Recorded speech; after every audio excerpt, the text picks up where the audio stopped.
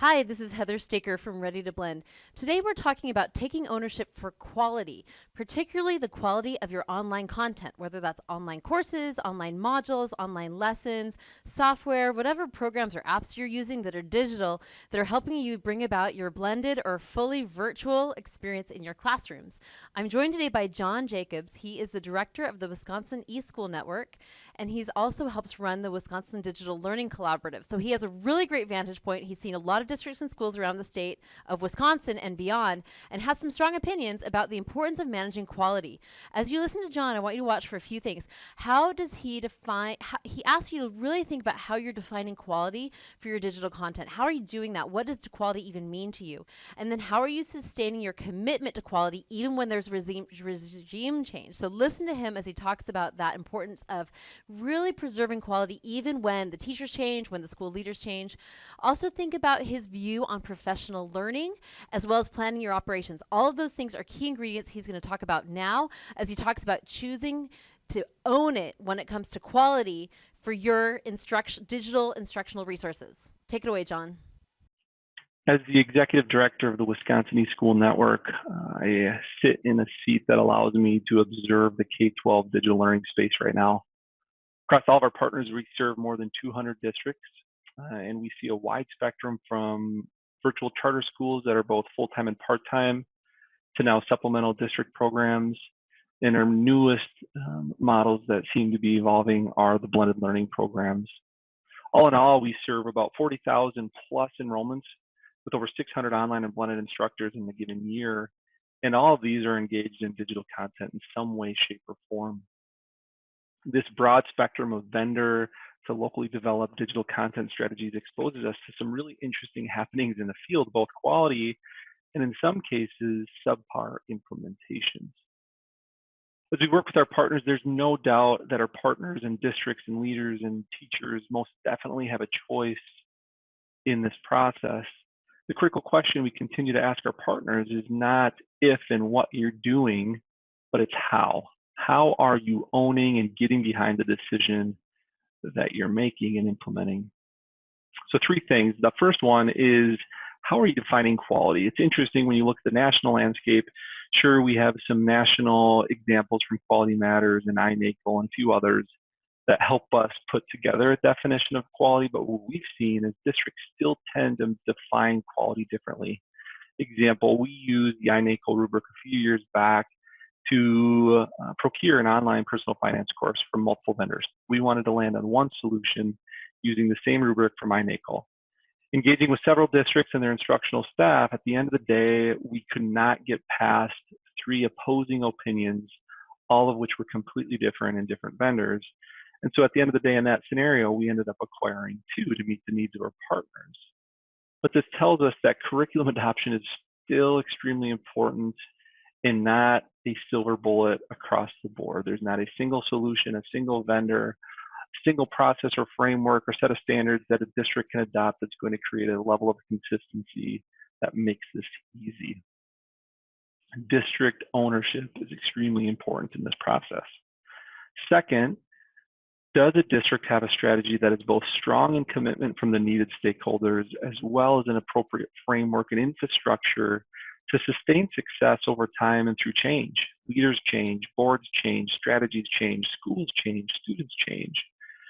Do you have the appropriate commitment from the board or community all the way down to the instructor and student and support staff that's needed to maintain a strong strategy? We see 4 components of this specific bucket of commitment and strategy. The first one is, do you have a curriculum adoption process that continues to align to your local policies and procedures? We don't like bureaucracy to get in the way because digital content can change and move much more quickly than the traditional curriculum adoption infrastructures that we have in place. At the same time, there needs to be some level of backbone and quality assurance as a district engages with digital content. Number 2, instructors must be given the agency to own their digital classroom, just as they have with traditional brick and mortar classrooms. Third, appropriate training and ongoing professional learning have to be put in place. It's not a one and done. It's not, we'll get to it when we get to it. There has to be purposeful training and expectations for the teachers to engage in the training and professional learning to ensure the innovation can both sustain and grow over time. And then lastly, an operational strategy, as we mentioned before, has to be put in place, not just put in place, but it has to be put in place with appropriate resources. As we continue to engage with partners, the last thing we continue to see is an understanding of the needed resources. The spectrum that we see is extremely different. We see some people who are allocating little resource, and we see some people and partners who are allocating significant resources. But we do start to see a gap that technology is cheap and free. Digital content, I would argue, is not cheap and free. Don't get me wrong, you can use OER and use some free resources, but I don't believe you can do that exclusively. I believe that a strong digital content strategy includes both full online content from vendors on one side of the spectrum, and on the other side of the spectrum, I see districts authoring content, and then you have everything in between. But as we've engaged with the field, we found that there's 5 opportunities to really take seriously as districts and schools and partners and teachers engage with digital content. And a local program has to take these and make these their own. So let's jump into them. The first one is take control of the digital content. As a program, as a teacher, as a district, you need to own it.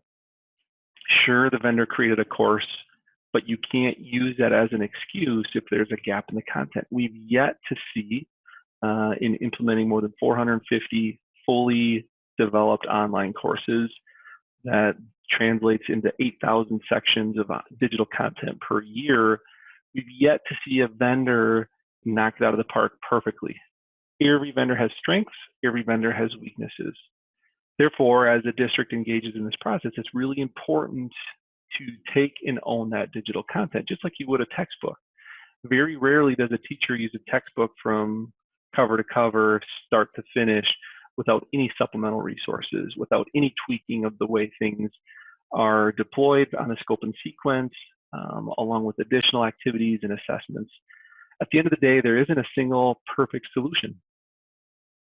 Instructors are instrumental in owning the experience on behalf of students. Don't get me wrong, there's student agency, which is a whole other topic.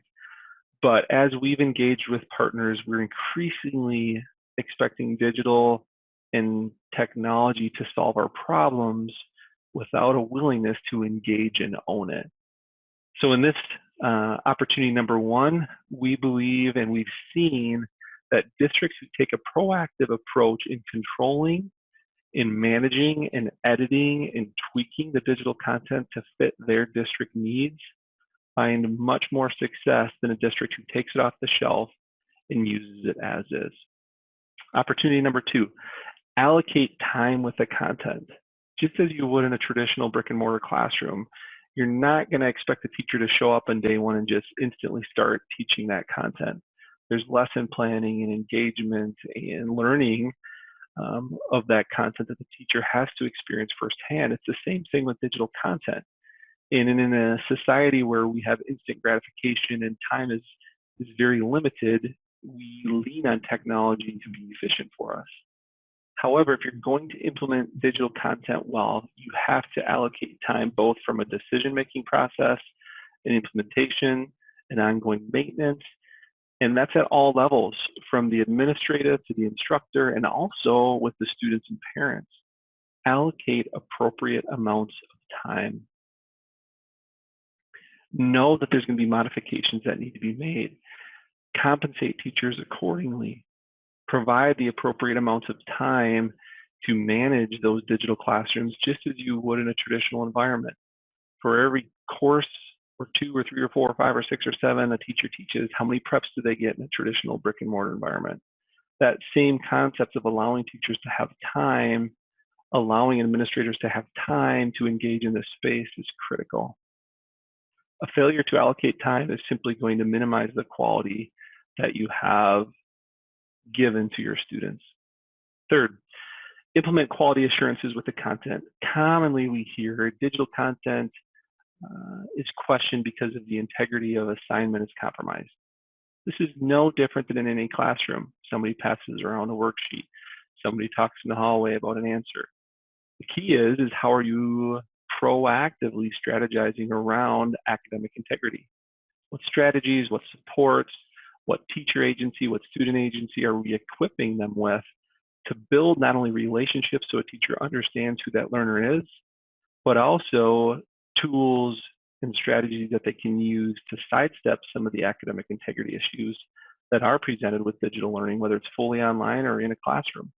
Tools, training, relationship, multiple forms of assessment, proctored exams, and even giving teachers the ability to modify content, yes, including vendor content, are all critical strategies that have to be allowed in the digital environment.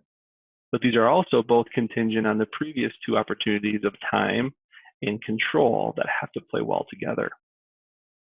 Fourth, ensure that the instructors, the programs, the schools, the support staff, and even the students have the appropriate skill and development opportunities to successfully engage in a digital content environment.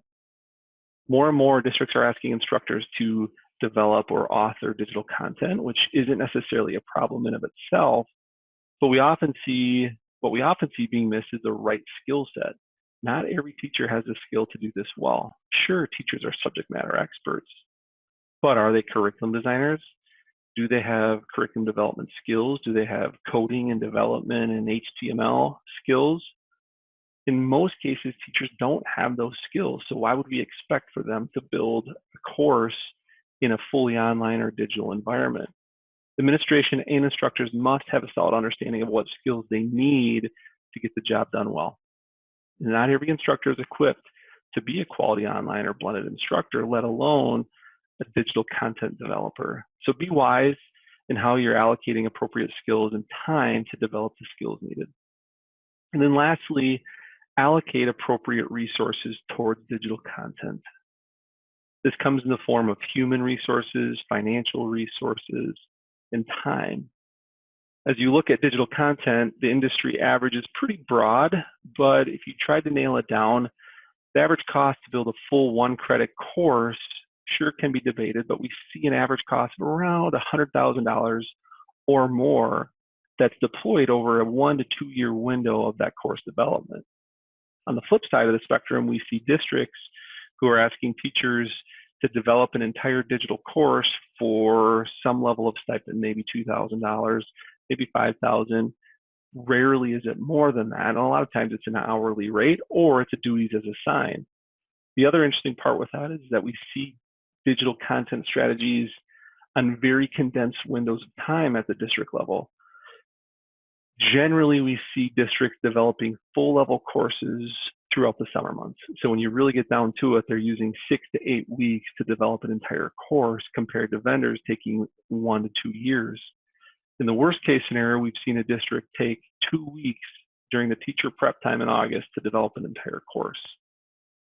The old statement of you get what you pay for doesn't always ring true, but as we leverage the innovative teachers, the early adopters, sure, they'll pave the path for us, but this is not sustainable, nor is it the norm as districts look at what strategy they're going to deploy from vendor content all the way down to locally developed content. If you're not applying the resources in the form of time, financial, and human appropriately, don't expect high results. To leave you with some realistic expectations, on average, as we engage with our partners, we generally see that it takes them a good 2 to 3 years to really have their head wrapped around online and blended learning strategies specific to digital content.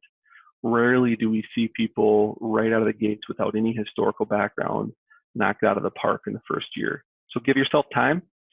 Know that success can be done with a high level of quality. Just make sure that you're addressing these 5 opportunities. Thank you, John Jacobs. I love those 5 opportunities for improving the quality of our online software and digital content, online courses, all of the different digital aspects that we're trying to provide for our students. Bottom line, take ownership. It's up to us. Thanks again.